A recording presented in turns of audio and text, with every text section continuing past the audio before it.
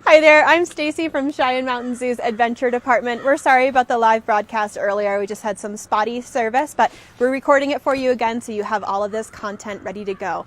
So again, we're doing the Abnormally Normal series, and this week we're focusing on spring break camp. So we're super bummed not to have campers here this week, or guests in general. It's a little bit lonely. Animals are here to keep us company, but we definitely miss our guests. So instead of having camp here, we're bringing camp to you so you can hopefully do some activities and learn a little bit while you're at home as well. So today we're going to be talking about our giraffe herd, and I'm going to pass it over to my friend Dawn here. She's going to talk all about our giraffe, then it'll come back to me for some fun science-based stuff afterwards. But take it away, Dawn. Hi everyone, thank you guys so much for joining us here at Cheyenne Mountain Zoo. We are excited to be able to bring some of camp to you this week. So we decided no better place to start than right out here in our giraffe herd. And so this week we were planning on focusing on animal adaptation. So those are things that animals have or do that help them survive in the wild. So since we're focusing on giraffes this first day of Abnormally Normal Spring Break Camp, I'm just going to point out some of these few adaptations that we can see when we look really closely right at the giraffe's head.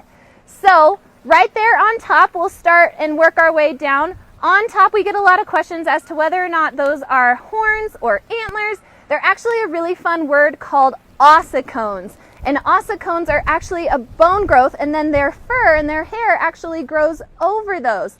Working our way down, we can see on their eyes, giraffes actually have really long lashes. Let's see if this one will turn and show us. Perfect.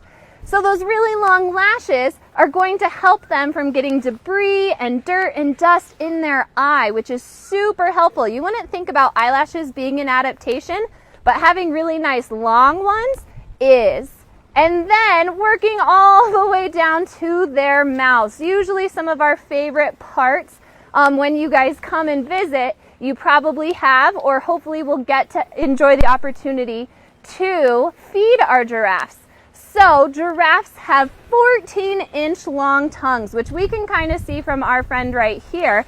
And those sticky long tongues are usually this kind of like black color, which helps them when they're sticking their tongue out so much. It makes sure that their tongue doesn't get sunburned. So those are just some fun adaptations that we wanted to share with you about giraffes. Focusing a little bit more on their mouths and their tongues, we're going to go over to Stacey and we're going to start our science experiment for today. So every morning this week, we're going to bring you a fun science experiment. And today, our science experiment is about giraffe spit. So let's see what Stacey has cooking up for us right over here. All right, I'm cooking up giraffe spit. Luckily, there's no cooking today. It's all cold. So what we're going to do is we're going to talk about that adaptation of giraffe spit. Dawn mentioned that their tongues are really sticky, and that's super true because their spit is another one of their adaptations. So giraffe in the wild eat something called the acacia leaf from the acacia tree. So we don't have any acacia trees here in Colorado, but in Africa, they're a scrubby tree with long, long thorns on them. So I brought toothpicks to pretend that they are acacia thorns, but the thorns on the acacia tree are about this long. So you can imagine if you have that long black tongue like Dawn was talking about, it's also prehensile. So if it's wrapping around the trees to pull the leaves off, they'll probably get poked in the tongue. Well, their spit helps protect them from that. So we're going to make some fake giraffe spit today. And I'm sure you guys have made this in the classroom before. It's cornstarch and water. So this is some that I made last night, but don't worry, we'll make some together today too. In the classroom, lots of teachers call it oobleck. I'm calling it zoobleck now. So if you make oobleck at the zoo, it has to be zoobleck. So in order to make our giraffe spit, all you need is cornstarch and water. That's literally it. You don't need anything else. I brought food coloring just because I think food coloring is really fun, but you don't need to do that. It's super fun if it just stays the white color. So we're going to start mixing our giraffe spit now. So I'm using a tablespoon here. It doesn't have to be a tablespoon. You can use any measurement that you want. This is just conveniently what I had. So I'm going to take 3 scoops. And again, whatever size scooper you have, you're just going to do 3 of those. So that's 1, 2, and 3. And then I'll put my lid back on here so the wind doesn't blow our cornstarch away. Then what we're going to do is we're going to take 2 scoops of water with the same scooper. So I'm going to do 3 tablespoons cornstarch and 2 tablespoons water.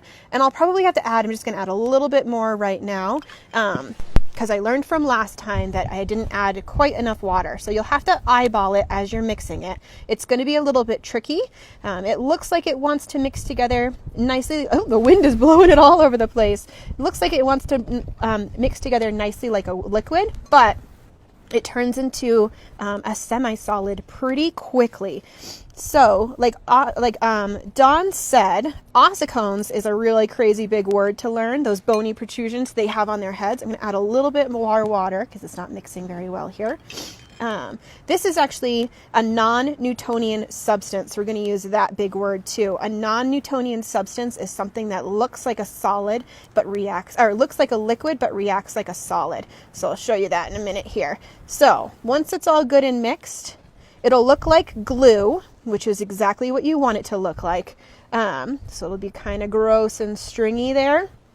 But when you touch it, it actually turns a solid. So my finger's just a little bit wet from some of that water, but it's ultimately a solid here. So it's crazy how when you pick it up, it breaks away kind of like clay, and then it turns into liquid. So that's our giraffe spit. I'm going to add a little bit of blue food coloring because why not? If giraffes could have blue tongues, shouldn't they be able to have blue spit too?